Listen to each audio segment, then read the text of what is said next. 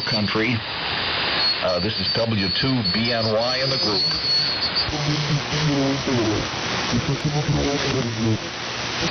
Yeah, I thought I'd drag it out there, but nobody's, I don't know where the usual suspects are. It's way past their time. Okay, let's see. Where do I go with this? Okay, so, Steve, yeah, locking through all the way through to Erie Canal and everything. Wondered how long it took to get to the ocean.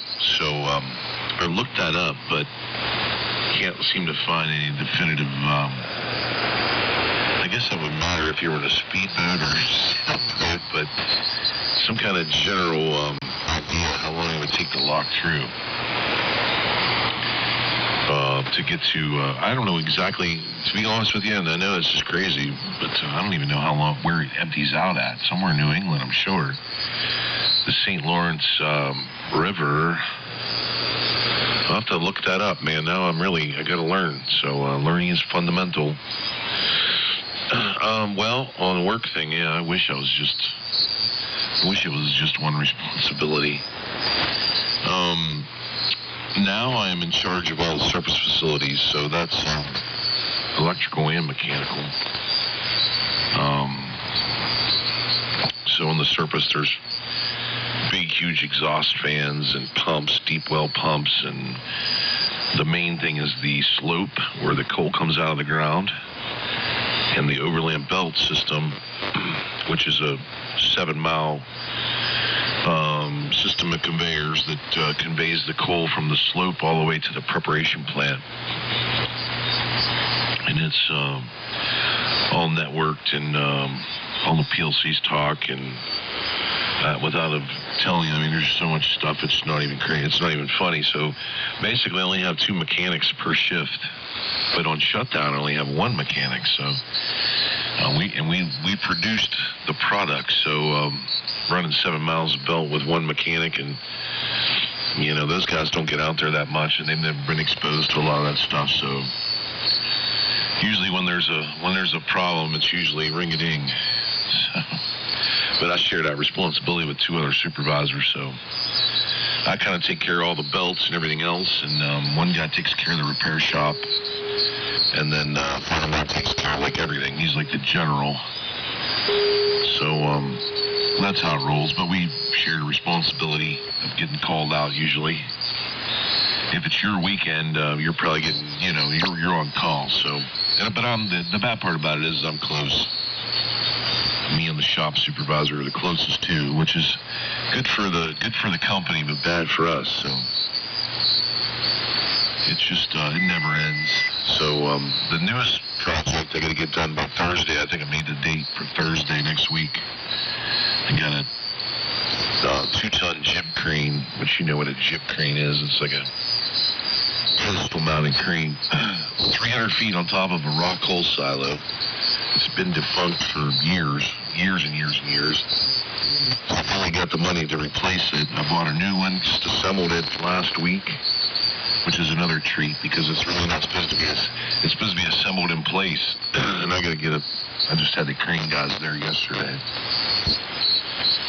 Got to get a 300-foot crane that can handle that load and go up and pluck the old one off and install the new one. So I'm really super excited about that job. Not really. Because now you're 300 feet on the edge of a concrete cylinder, 300 feet in the air, and then you got to assemble this thing. So yeah, it's going to be a lot of fun, let me tell you. So, but at least I got it done. I mean, at least I got the stuff, so we'll see. I'm a little bit nervous because it's not the normal application, of course. Normally, like, if you were going to set a crane that lift any kind of weight, you would have it anchored in a bunch of concrete per spec. And this one is in concrete, but it's not per spec. So when I pick up my first test load, if it doesn't fall over the edge of the silo 300 feet to a crashing end, I'll be in good shape. After that, once I put it on, it's only a 20-minute warranty, so we'll hope it makes it. But it's basically, without a crane, it's the only way to get supplies up on top of that silo. So I'm not really excited. I don't mind the heights. You know, you think, well, you work at a coal mine. believe me, it's high. It's high. There's so many high places. There's catwalks 400 feet in the air, 500 feet in the air. So, and I'm a pretty big boy. Both vertically and horizontally challenged. So, sometimes I deal with it okay. It's not bad. I'll have my moments, when you're that high, you have your moment where things are a little bit sketchy. So, but all in all, I'm getting better and better with my heights there. So. But yeah, I'm responsible for all that. So if they're supposed to be producing and the belts aren't running, then if the boys don't fix it within a certain amount of time, then it's all up to me. So that's what I tell them. A lot of the younger guys don't take the initiative. Like back when I was a supervisor, it was the last thing I wanted to do was call my supervisor, And if I did call him, I told him 10 different things that I had done, what I plan on doing next, and does he have any suggestions? But now these guys, man, they just they can't get it in a minute or two. They're ring-a-ding-ding. So I was like, you guys are not going to learn if I come here and fix this for you. You guys need to fix it yourself. You need to learn. That's how I learned. I said, you're lucky you have me to back you up because I have nobody to back me up. So when I do if I really reach deep. But if I reach that deep, it's bad. It's real bad. So I told him, I said, I don't know.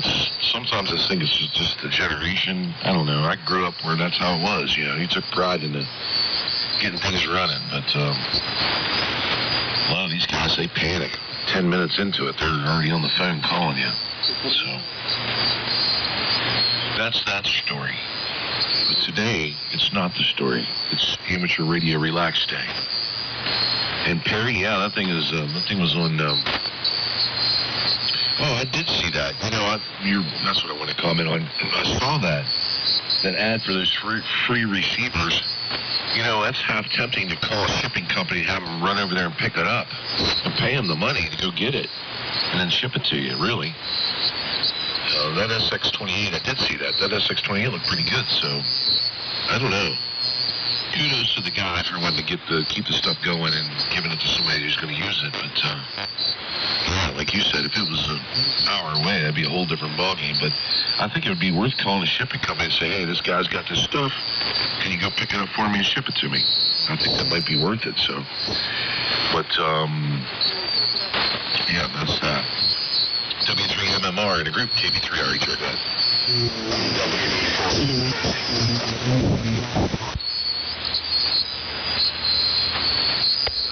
There we go. I think I heard Gary in there.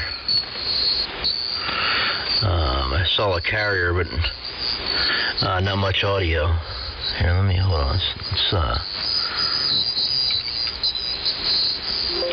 There we go. Spread things out a little bit. Anyway. Now, you know what? Let me be cordial. Let's go. Too narrow. There we go. We'll be nice today, Craig. Anyway. See, Craig, that's why you're in the position you're in. That's why you have the job that you have. It's because of the initiative that you took when you were, a quote-unquote grunt, when you were in the trenches all the time and you were a lowly mechanic and you weren't, and problems arose, and you didn't pick up the phone every 5 minutes if, when you couldn't figure out in 2 minutes, and I don't know if it's so much of a generational problem. I'm the same way you are, and that's why I've advanced in my job, and I have, more responsibility than 95% of the people at my shop.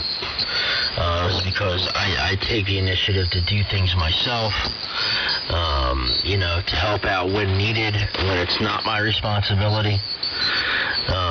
But that can also be a double-edged sword, because then the big boss looks to his, looks to me as quote-unquote his right-hand man when all else fails, he turns to me, and it seems like all else is always failing. You know what I mean?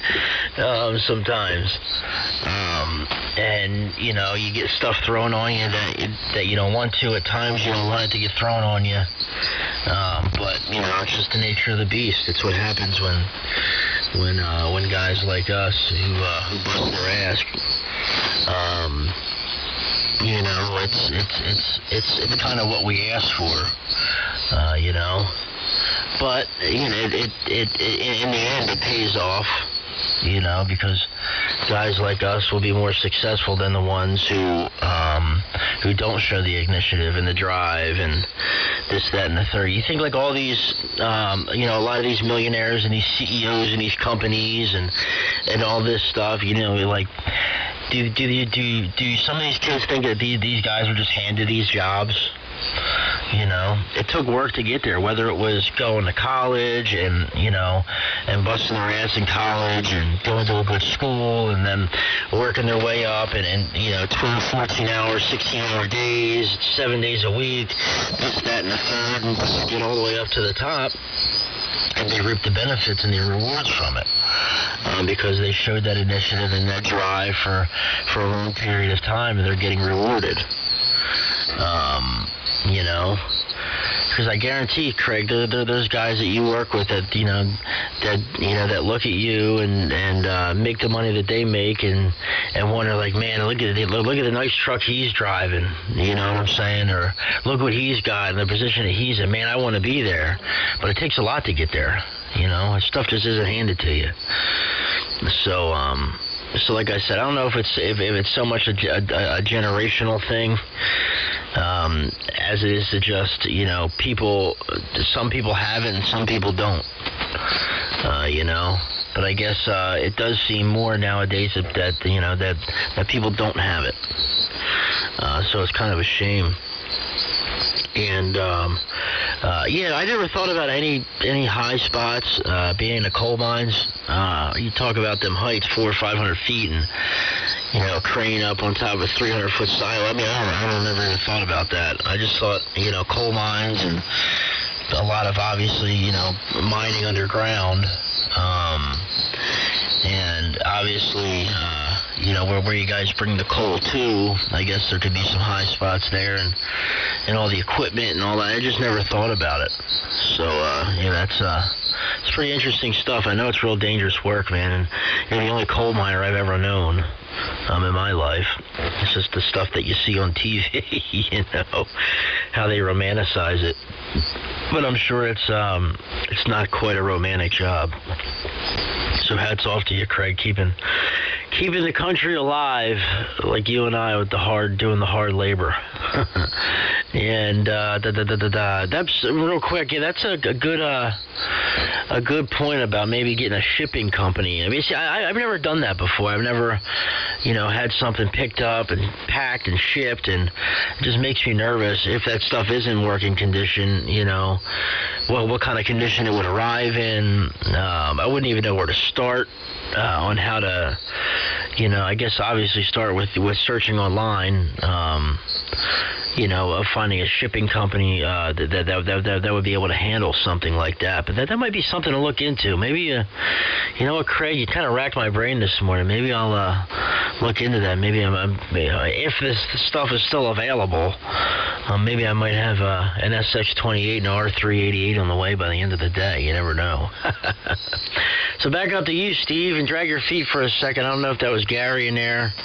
Kind of seen that carrier slightly off 3885, which is kind of normal for Gary to where he usually plants himself on the band there. So up to you, Steve. W2BNY in the group, W3MMR.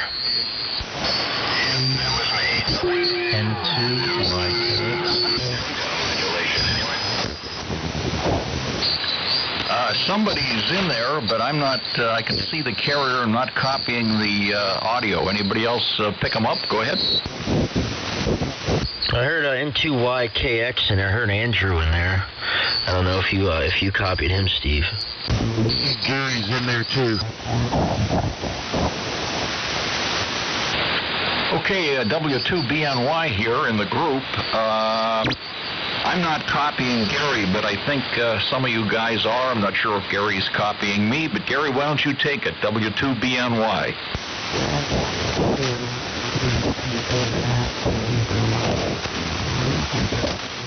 Yeah, I don't hear Gary in there, but this is Andrew, N2YKX in Northport, New York. Not sure what the rotation is, but I heard Perry giving it to Steve, so I was listening for a while. I was working on the Ranger, so I think Craig is in there as well, RHR, so just wanted to say good morning to all. And I am just kind of listening, but I thought I would just jump in for a moment. I really want to get this Ranger straightened out. It's driving me insane. But I did find some wires that they were transformer wires that they have the cloth type of coating insulation, and it was showing through. So I guess that was got to be an issue as well. So maybe I found the problem. So that's pretty much it for the moment. Craig, I'm going to send it over to you. And this is N2YKX. I'm going to be listening. Yeah, okay. N2YKX, KB3RHR. Gary, I did hear you in there, so I'll pass it to you. And I heard Mr. Kevin. So I'm sure he wants in there maybe. Go ahead, Gary, if you're copying. And we'll see if you're there. Go ahead, Gary, KB3RHR.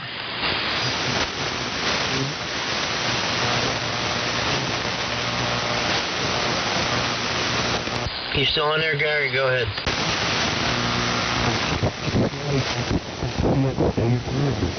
Yeah, I don't hear nothing. Okay, Kevin, was that you? Was that you that jumped in there? KB3RHR. Oh, Lord, I get I'm sitting here stretching and trying to get awake here, Craig. KB3RHR with the group, KK4GZQ. Morning, Craig, Perry, Gary, and I'll see if I can go ahead and see if I can turn it down to Gary. I know he was in there, and I did copy the last station that was in there, but I didn't recognize the call. Just have woke up and walked in here, guys, and hadn't even got the logbook ready or anything. So, Craig, keep me in rotation. I'll go in here and get the coffee going and see if I can turn it down here to Gary. WD4MKA, Deltona, Florida, KK4GZQ in the group. Good morning, everybody. Okay, KK4GZQ. He's there. KK4NKA.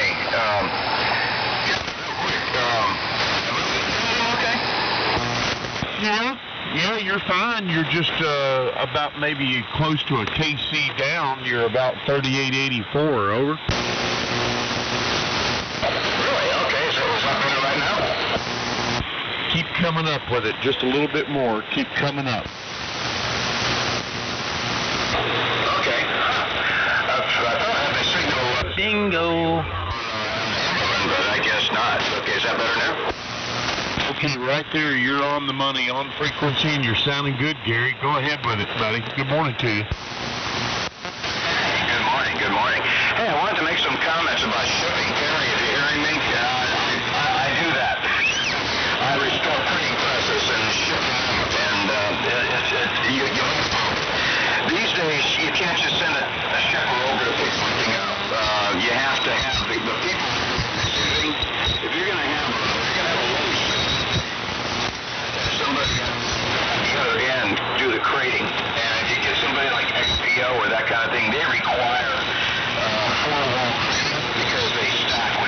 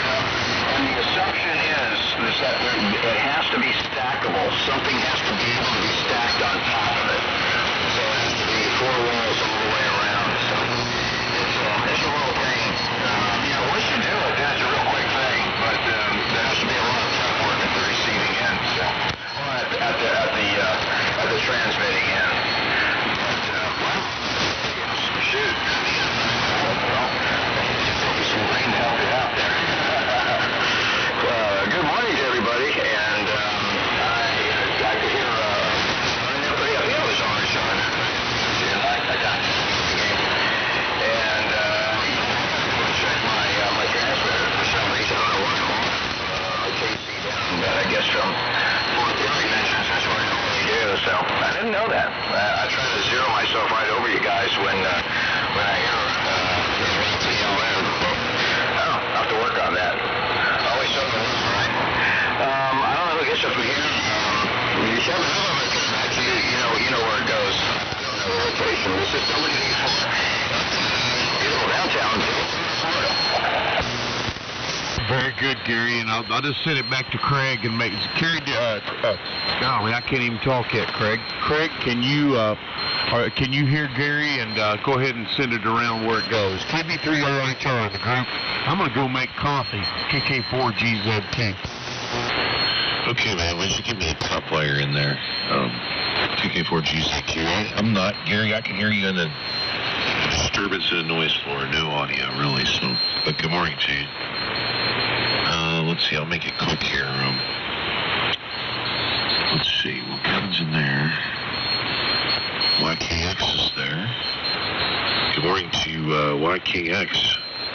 I'm doing like 40 things here at once now, so I must be okay, I guess. Well, yeah, I agree with you, Perry.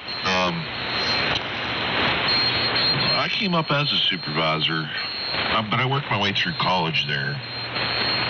And, the military, I don't have to tell you that. It has a lot to do with it, I guess. But, I don't know, I always took a little bit more, pride and said, well, we had this problem, we fixed it. We got it. We handled it without you. We didn't need you. And I guess there's a bunch of different kind of people in trades, I think there's the guys that, the older guys. It was still the same way with the older guys, too. So, there's the type of guy that shares the information. So, hey, we had this problem. Here's what we did. We fixed it. So if you ever have that problem again, bang, there you go. And then there's the guys that fix it and hold those cards close to their chest. I think they're kind of,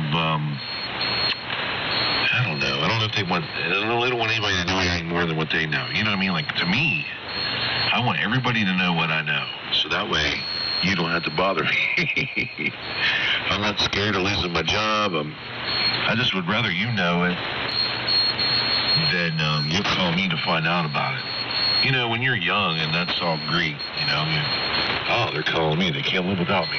It's not going to happen without me. But now I'm to the point where I wish you guys would I wish I could put it on a double EEPROM and stick it in their brain and just turn it on and program their head, but that doesn't happen.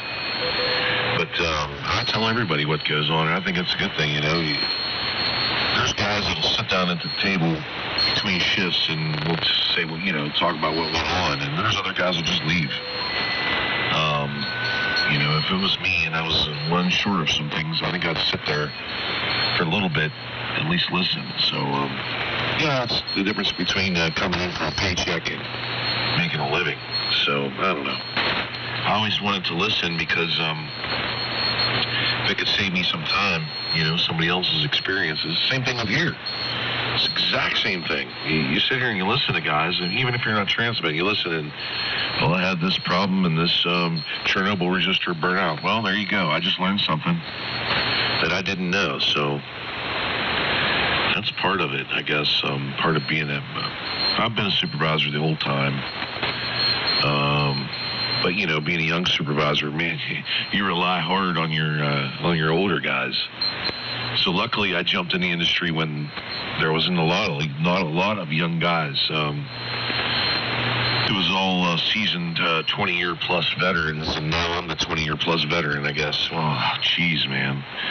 Pretty soon I'll have a case of Depends here, I got a feeling, if I'm that old, so... but that's how it is, and of course the industry's not getting any better. I'm not throwing politics in there, but I got to see what the one of the presidential or the presidential candidates had to say about my industry there the other day. That was really sweet. They really want to take us down, man.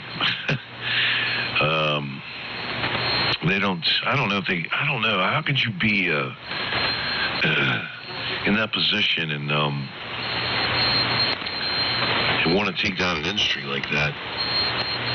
It's not only the 800 plus people that we employ at my facility, but there's thousands of jobs behind that we support. Others, You take down that industry in this area. It reminds me of when I was a kid and the steel industry went down, you know. Man, it went from boom to bust in days, you know. Seemed like so. But it's a dwindling industry, and those pictures I sent you, Perry, that's the preparation plant only. And so, yeah, those concrete tubes that are storage silos, those are 300 to 400 feet high. So it's fun. It's always a challenge. I've done the underground for, I don't know, 15, 16 years, and that's got its own challenges. Very dangerous. Not as bad as what you'd think. It's definitely not like it was in the 20s, 30s, and 40s, but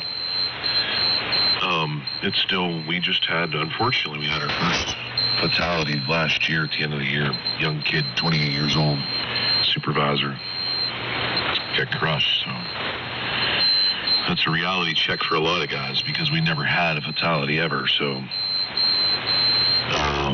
just goes to show you that you can't let your guard down at any time, anywhere, in any industry, even your industry. You can't. Safety's number one, man. It has to be. And I was young, and I did shortcuts that I'm here to talk about today, but there were some close calls doing those shortcuts, you know.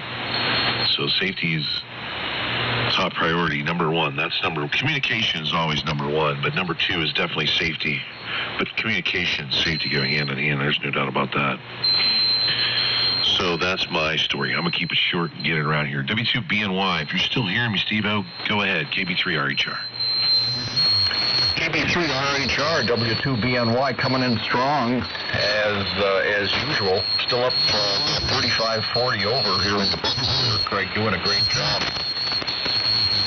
You talk about the presidential candidates.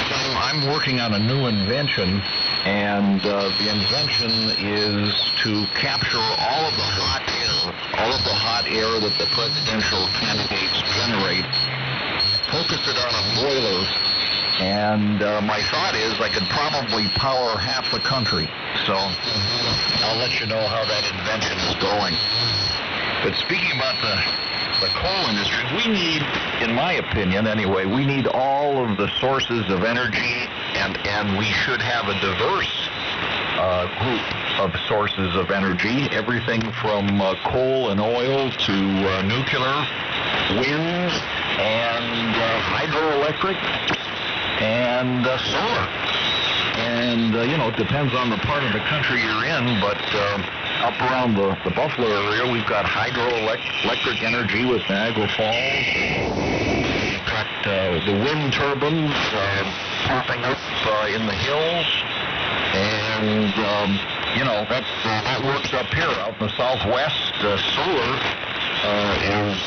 is important, along with some hydroelectric. So I think each source of energy is important, and we should invest as much research money to keep things going, including clean coal. So anyway, enough of that. And good morning to Kevin. Good to hear you on, Kevin. Hope you got your coffee pot going. And I didn't catch N2YKX's handle, but sounds like he's making some progress on the Ranger, which is good.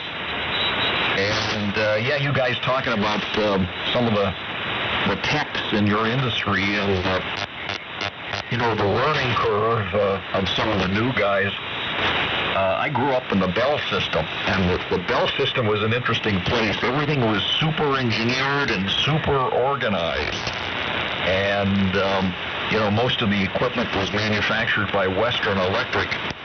And you had documentation galore on practices, procedures, and equipment. And, every telephone location would have a library of all of this stuff. And you could research it down to the last nut and bolt. And one of the things you learned as a new employee is if you'd go over and ask one of the older guys a question, the first thing they would ask you is, well, tell me the kind of research you've done on your question. And they wouldn't just want general information. They would ask you what source, what book, what paragraph, what page number you found it on. And basically what they were telling the new guys is, the answer is out there. Find it for yourself. That's how you learn. And that's what we did. And you could, as I say, you could find most of the answers to your questions in the Bell System documentation on practices, procedures, and equipment. So that was quite a learning thing for a new guy on the job, for sure. Anyway, I'm going to pass along my 7.3. The band sounds like it's starting to get a little bit short, and having trouble with some QR Nancy here this morning, so we'll say 7.3s to everybody. I'm not sure who gets it next in the rotation. Well, if Kevin is back from the coffee pot, maybe he can pick it up. KK4GZQ in the group, W2BNY.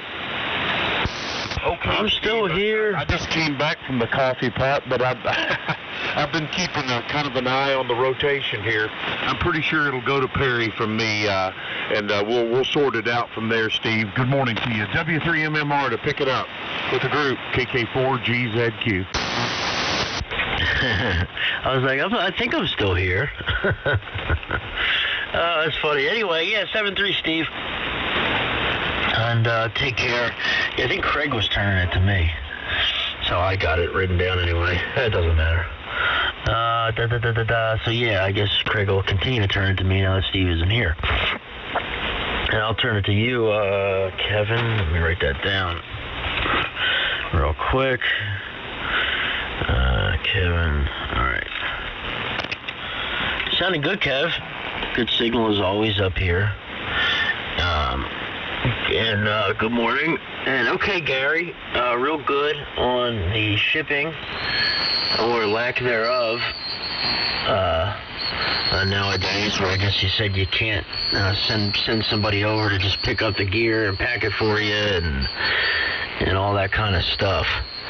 And I guess you said you have to coordinate with the I would have to coordinate with the guy with the receivers to make it all happen. I don't know if you saw that, Kevin, what Rick had posted on Facebook on his personal page about the link to the QTH ad where the guy in Boston was giving away a SX28, an R388, and I think a few other receivers for free in Boston.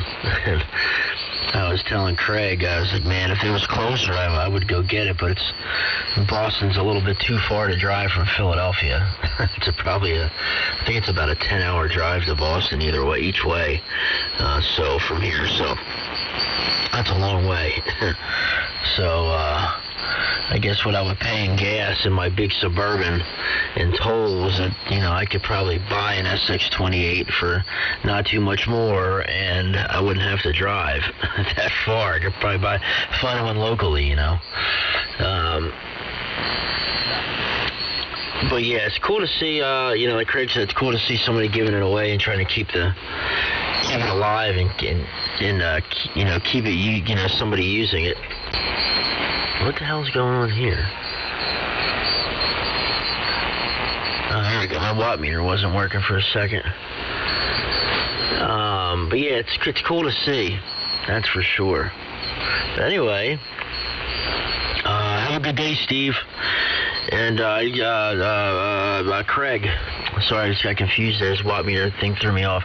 Yeah, see the pictures you sent me here, Craig, of the coal mine. Man, that's the last thing that I expected a coal mine to look like.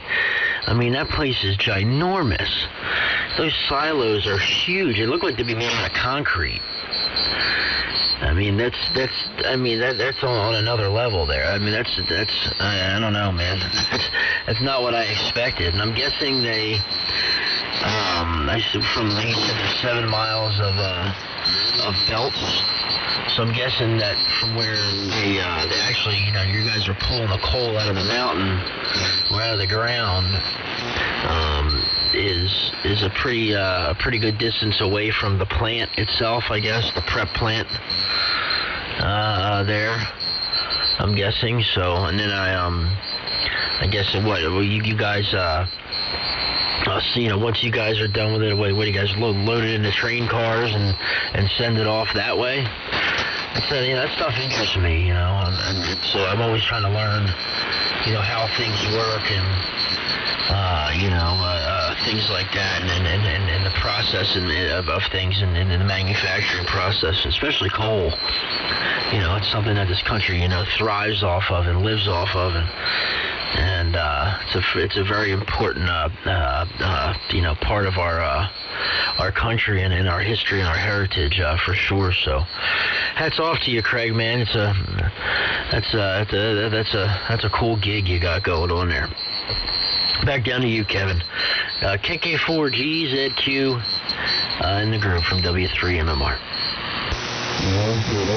Okay, real good. I'm wondering maybe if I should go ahead and let Gary transmit, and then I'm going to once you pick it up, I'll quit stepping in and out of here. The next round, Perry, just try to send it down to Gary, and then Gary can send it to me, and I'll flip it over here to Craig. If that works, guys. WD4NKA to transmit, KK4GZQ in the group. Good morning, Gary. Good morning, Kevin. And good morning, group. I was barely hearing Steve. I could crank up the RF gain and through the filter step that I breaking in threshold. But couldn't get any much. It's been getting harder for me to pick up much north of PA these days, and New England is all down here. But that's just conditions. That'll change in time, I'm sure.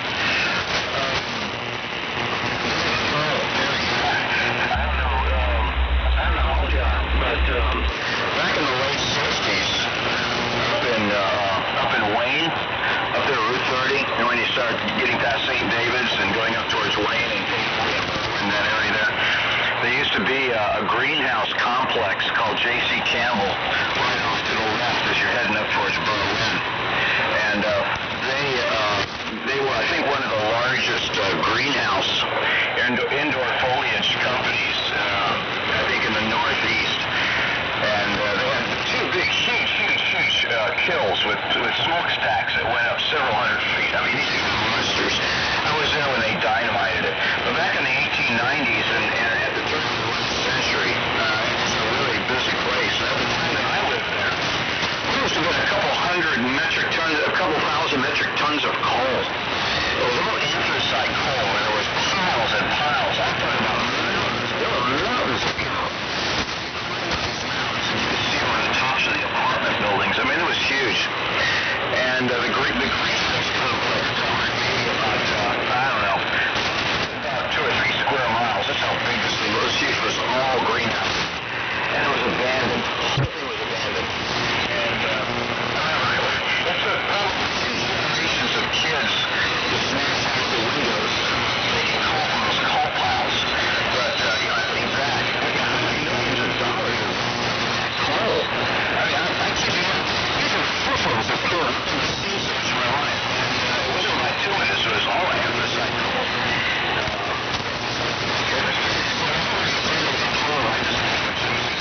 Greenhouses up there in Wayne, Devon, in that area there, Stratford, that whole bit. Stratford and Berlin, all kind of confluence from where Old Eagle School Road is and Sugar Town Road. Anyway, I was a long time, 50 years. I was a teenager that was going to high school. Okay, so I don't know if I turn it over to Kevin wants me to turn it over to him. Okay, so Kevin, go ahead and take it. KK4GZQ, WD4NKA. Okay, Gary, sorry about that. WD4NKA with the group, KK4GZQ. You're holding in here nice this morning, Gary. And you're right on the money on frequency as well. And I like the way that the Yaesu, the 101, it's got some good loud striking audio. I like it. Some people may not, but I like the way they sound, Gary. and it's booming in up here on my end. I just think it's great that what you got what you're working down there, that it works so well. At least to this distance anyway. Terry, I did hear about the SX28 and the RCA and whatnot up in Boston from Rick, and I thought, golly, that's pretty awesome. The guy says he just needs the room. Well, that's a good deal. Yeah, okay on it still being it's not just a little casual drive for you over there to get it. It's 10 hours away. Good morning to Steve, W2BNY. Steve coming up there from Cereal City. Says it smells like cereal there. One day I hope to visit your area, Steve. I would like to see Niagara, that's for sure. And you guys, you and Perry and Craig, all three talking about our energy concerns with coal and some of our natural resources. Just my thoughts on that is we need to try to use as much of it as wisely as possible, wisely as we can, just for future life and here on the planet. And I even worry about all of the trash and the recycle concerns. Was watching a program last night where they're using used rubbers and plastics to actually make railroad ties, to make these composite railroad ties that they're able to use the trash wisely. And I'm concerned about the trash in our oceans after I saw a couple of things about that. Anyway, enough of that, guys. Guys, I missed the 2 stations, so if somebody would give me a call, I want to get it down in the log here. And Craig, I'm going to send it on over to you. Good morning, Gary, Steve, Perry, Craig, anybody else, and the 2 station as well. I didn't get you. KB3RHR to take it. This is KK4GZQ Kevin near Lexington, Kentucky, using a Flex 3000 and an AL1200 this morning. Go ahead, Craig. Let's get over to N2YKX. That was my fault. I didn't get the name either, but go ahead and make one. N2YKX, KB3RHR. Yeah, very good. Thanks. My name is Andrew in Northport, New York. Actually, I'm working on the Ranger, and I just checked in earlier just to say hello, but I'm not gonna stay in the rotation. So, but thank you for calling out. I'm going to get back to work on this thing because I just needs to get done. So I'm not exactly sure who gets it, so I'm going to send it back to Kevin. And that's pretty much it. Alpha Juliet 1 Golf.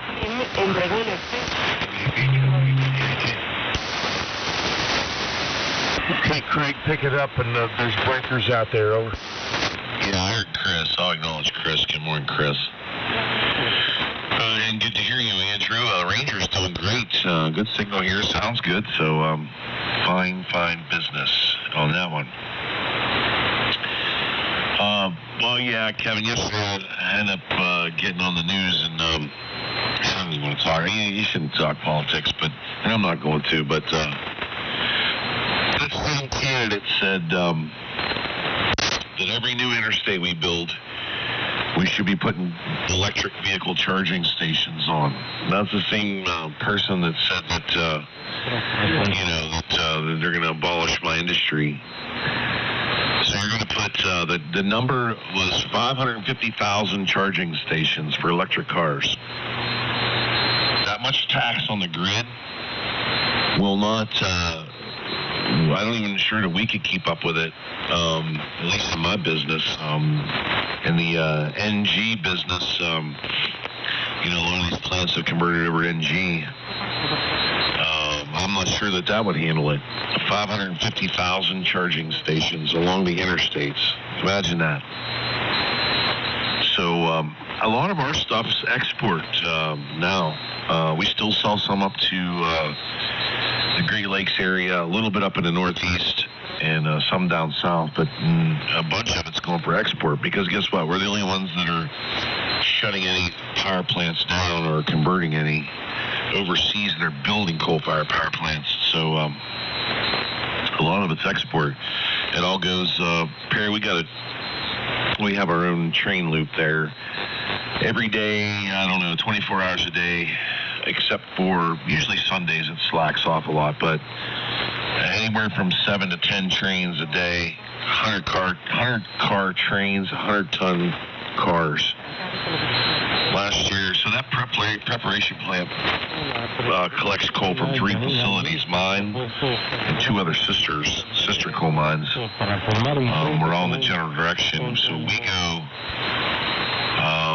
west and east. Our other sister goes south and west, and the other one goes pure east. So from that general preparation plant, we're 360 degrees out from that, and about, I don't know, probably 20 miles either direction. So imagine that. There's a city underground, southwestern PA, pretty much. So we do 10 million tons a year, pretty much. That's an average. So we do 10. Our other sister does 10, and then usually you get, I don't know, 7 million out of the other. So it gives you an idea how much product is leaving, so per year. So that's pretty cool. And yeah, that's a constant process, really. Very little, like 2 shutdowns a year, 4th of July week and Christmas week, and we didn't shut down either this year. So what's that tell you? I don't know. It just all depends locally here on the weather. A lot, for sure. Summertime, we're relying on everybody to be using power from air conditioners, and wintertime for heat. So it just depends how mild the winter is and how mild the summer is, depending upon how much product leaves the facility. So yeah, that's all I want to say about that. Yeah, it's a shame, man. That SX28, they look pretty good. That's a deal. If somebody's up that way, they need to grab that. And then kudos to that guy for just giving it away. That's pretty cool. Let's see. Where does it go to? It goes back to Perry, I think. So I think I'll hang in here for one more. See what's happening. Oh no, let's send it to Chris. And Chris, you can send it to Perry. How's that, Perry? AJ1G, good morning. KB3RHR in the group. WB2HJK. Yeah, I hear WB2HJK. Hang on a second here. Yeah, good morning, George. I hear WB2HJK. And was there another break or AJ1G? Yes, sir, Chris. Bob, Kilo November 4, Hotel. Good morning, Chris. Hey, good morning, Peachtree City Bob, KN4HH. Happy New Year to all you guys. I don't know if I was on here the last couple of days. Maybe yesterday. I think I was on yesterday, and I talked to some of you guys.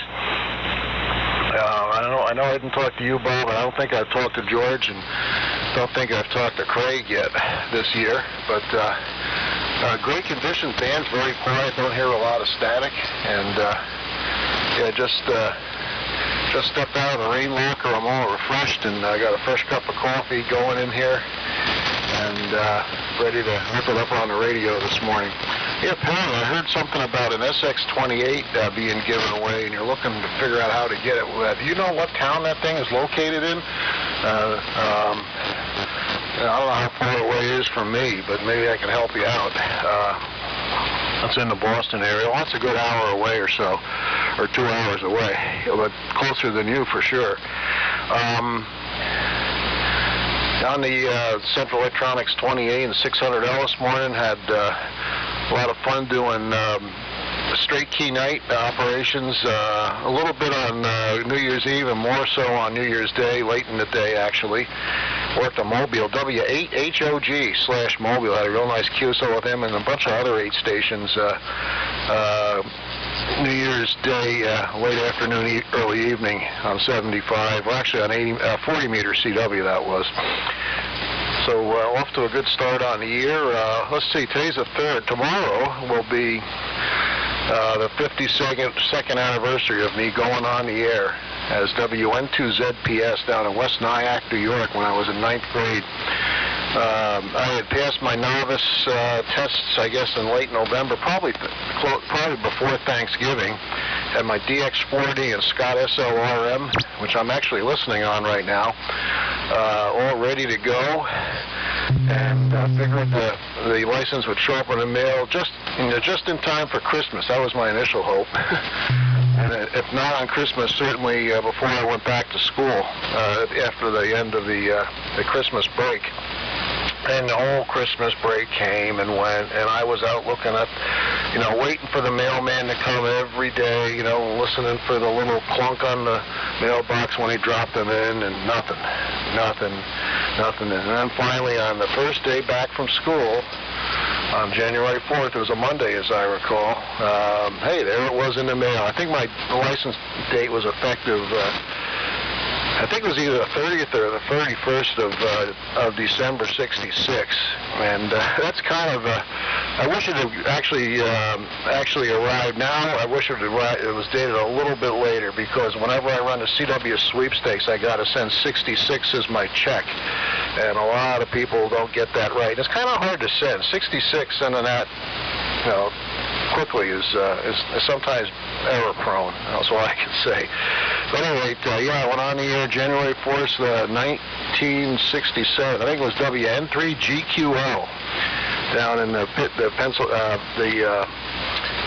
Philly area. It was my first contact, and I've actually ran into that guy later in life. Once I went on my 3726 novice frequency, and this is when you could still do CW, it was still a CW band sort of a few years ago before we expanded the phone bands, and I called CQ, and that guy actually came back to me. He was WA3GQL at that time, and I think he's still licensed. And I got my log to open up my logbook here. I still have my #1 log with all those contacts. And there's guys in there like WA1HLR, WN1GOS, a lot of the guys that are still on today. So, anyhow, probably over to you, but we might want to pick up, let's pick up George, I guess. I don't know who's running the show here. Let's pick up George, and then KN4HH, and then over to Perry. Go ahead, George. Happy New Year. Over to you. WB2. Oh, wow. I'm a senior moment here, George, but you know who you are down there in Queens. WB2HJK, KN4HH, and the morning AM gang, AJ1G, Chris in Stonington, Connecticut. Thank you, Chris, and Happy New Year to you. To all on frequency, I came on to say Happy New Year and a healthy result. I won't be on the queue because propagation will change and all those.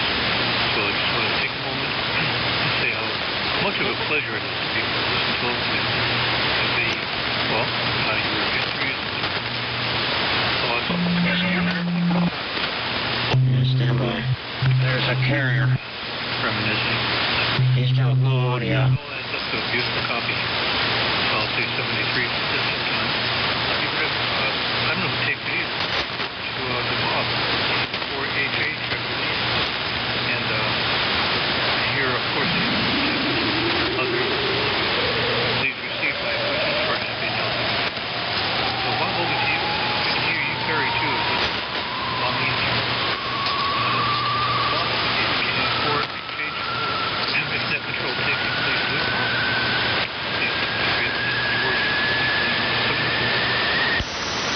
It goes to Bob, KN4HH. George, you have very weak audio. I don't know how the audio goes up and down from day to day, but you better keep an eye on that. You have very weak audio. People were saying that yesterday as well. Go ahead, Bob, KN4HH, AJ1G. Okay, thanks, Chris. AJ1G, the group KN4HH. Yeah, I'm having trouble with George. Nice carrier, George. You're 10 over 9. But just no audio. Unfortunately, I cannot hear what you're saying. So sorry about that. Good morning, guys. Good to hear you this morning. Chris, you and I sound pretty close together. I also got my novice in the 9th grade, but a little earlier, 1959, with WV6LIM out in Pacific Palisades, California.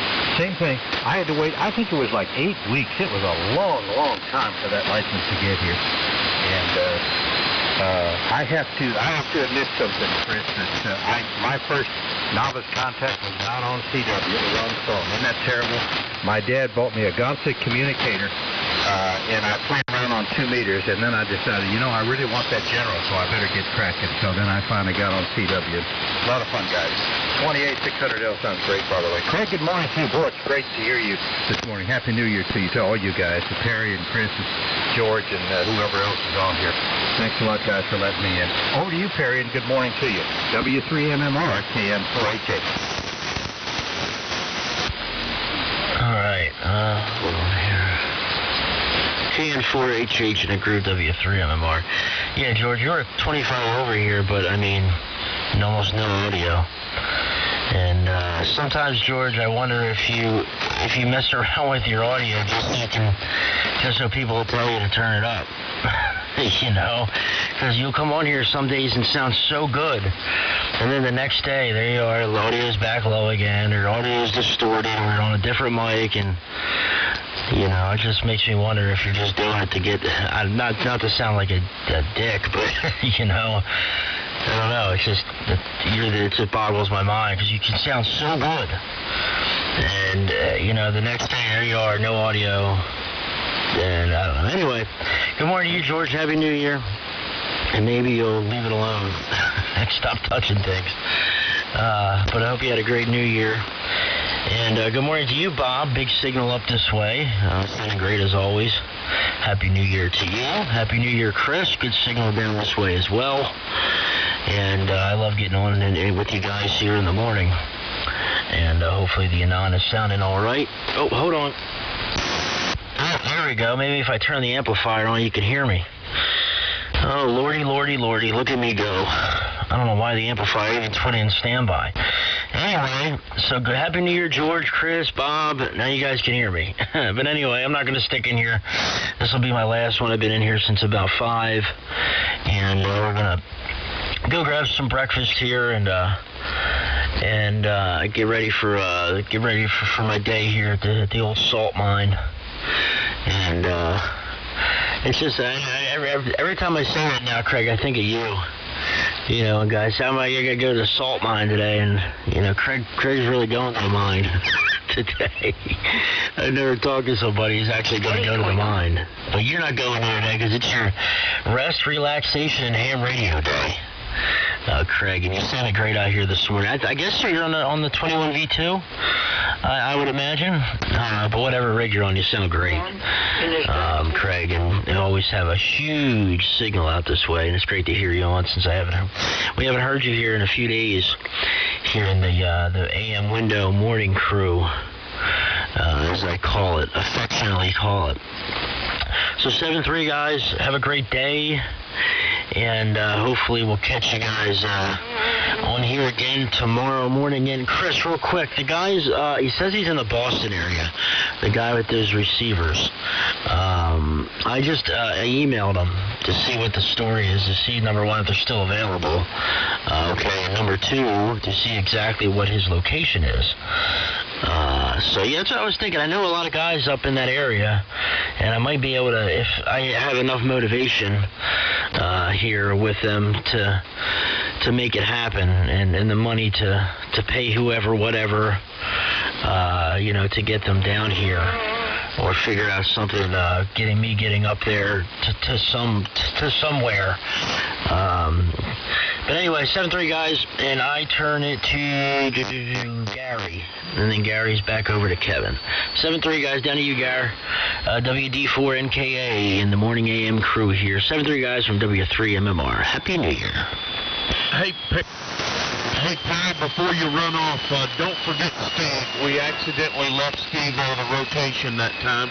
Could you pass it up to Steve and then down to Gary? W3MMR, KK4GZQ in the group. Oh, I'm sorry. I thought Steve got out of there. I thought Steve signed. Anyway, back up to you, Steve, W2BNY, then down to Gary, W3MMR. Yeah, I think he signed, Kev. Okay, he may have. I just, I may have missed his sign out, but I thought we were forgetting him. My bad on that one. Good morning, Bob. And good morning, Chris. And good morning to George. And down to you, Gary. WD4MKA and the group, KK4GZQ.